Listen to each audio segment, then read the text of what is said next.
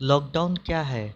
देश के प्रधानमंत्री ने पूरे देश में लॉकडाउन का ऐलान किया है। इसका मकसद कोरोना के संक्रमण को फैलने से रोकना है। इस दौरान लोगों को घरों से बाहर रहने की इजाज़त नहीं है।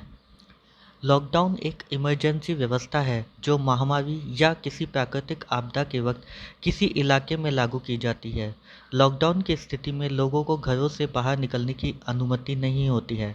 उन्हें सिर्फ दवा या खाने पीने की ज़रूरत के सामान के लिए ही घर से बाहर निकलने की इजाज़त होती है। लॉकडाउन वह स्थिति है जब लोगों को सीमित इलाके में ही कैद कर दिया जाता है। वास्तव में उन्हें आम लोगों को बाहर जाने की इजाज़त नहीं होती है। लॉकडाउन का यही मतलब है, आप जहाँ हैं वहीं रहें, अपने घर में सुरक्षित रहें।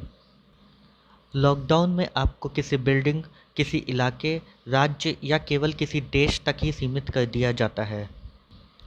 क्या लॉकडाउन में सब कुछ बंद हो जाता है?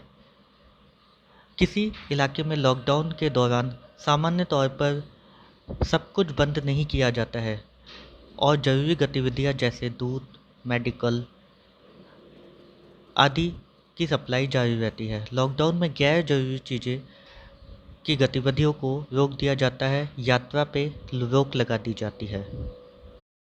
लॉकडाउन में क्या करें? अगर आपके इलाके में लॉकडाउन किया गया है तो आपको घर पे रहना चाहिए। आप अपने घर से तभी निकलें जब बहुत ज़रूरी काम हो। लॉकडाउन में सामान्य कामकाज की इजाज़त नहीं होती है और लॉकडाउन के दौरान आवश्यक सेवाओं के दायरे में नहीं आने वाला काम पे सख्त एक्शन लिया जा सकता है। क्या लॉकडाउन में नौकरी करने नहीं जाएं? भारत सरकार ने जो लॉकडाउन का ऐलान किया है उसमें प्राइवेट कंपनी के कर्मचारियों को भी घर से ही काम करने की इजाज़त दी गई है और बाहर ना निकलने की लिए सलाह दी गई है।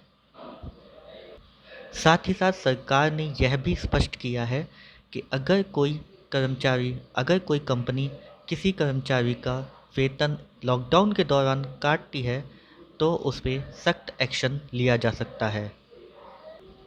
लॉकडाउन के दौरान लोगों को घरों में अनावश्यक राशन नहीं जुटाना चाहिए। सरकार ने पूरे प्रबंध किए हैं कि उन्हें उनके दैनिक यूज़ के ज़रूरी सामान रोज़ हर जगह मिलते रहें। कोरोना का खतरा कितना बड़ा है? इंडियन सेंट्रल ऑफ रिसर्च के अनुसार भारत में कोरोना अभी दूसरी स्टेज में है और यह अभी तीसरी स्टेज में नहीं पहुंचा है। हम आपको स्पष्ट कर देते हैं कि दूसरी स्टेज में कोरोना का मतलब एक व्यक्ति से दूसरे व्यक्ति में संक्रमण से है। तीसरी स्टेज में जब ये कोरोना आता है तो यह एक पूरे मोहल्ले, एक पूरी सोसाइटी से दूसरी सोसाइटी में ट्रांसफ़र होना होता है। वो स्टेज बहुत ही खतरनाक होती है।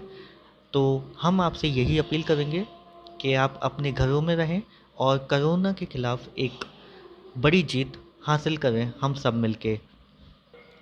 भारत सरकार के द्वारा दिए गए निर्देशों का पालन करें। उम्मीद है कि आपको ये जानकारी पसंद आई होगी।